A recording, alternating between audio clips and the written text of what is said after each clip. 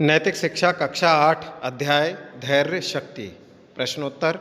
व्यक्ति समष्टि की कौन सी इकाई है? तो व्यक्ति समष्टि की सबसे लघु इकाई है।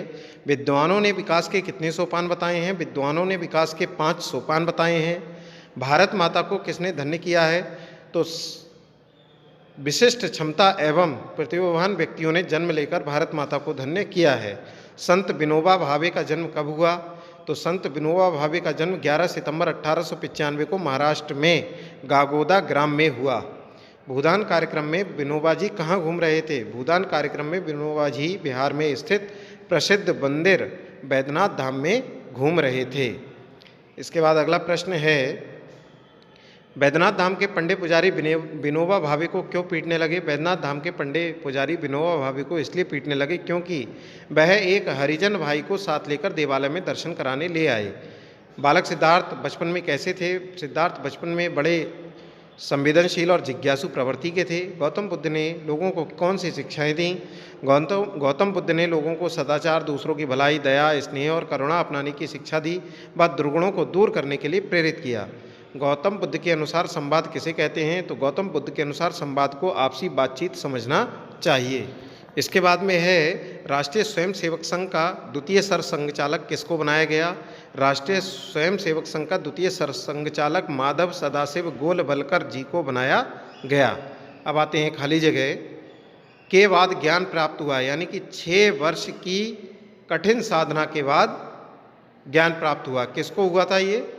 गौतम बुद्ध को। उन्होंने शंकर भाष्य गीता का अध्ययन किया तो उसमें तुकाराम, गाथा, दासबोध और ब्रह्मसूत्र इनका भी जो है जिक्र है। उसके बाद में मानव को पूर्ण मानव बनाती है। तो यह सप्तपदी यात्रा मानव को पूर्ण मानव बनाती है। के परिणाम स्वरूप विरोधी भी शांत हो गए।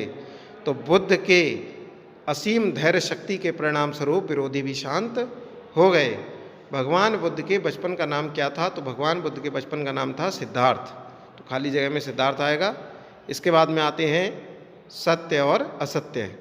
तो सत्य असत्य में दासबोध के लेखक स्वामी गौतम बुद्ध हैं, ये गलत है। भूदान आंदोलन के प्रणेता विनोबा भावे थे, ये सत्य है। भूदान आंदोलन जो था वो विनोबा भावे के द्वारा ही किया गया था। श्री गुरु जी की माता जी का नाम लक्ष्मीबाई था, जी बिल्कुल सही है। उनकी माता जी का नाम लक्ष्मीबाई था, सत्य है। राजा शुद्धोधन की राजधानी कपिलवस्तु थी। तो राजा शुद्धोधन जो थे उनकी राजधानी कपिलवस्तु थी, ये बात भी सत्य है।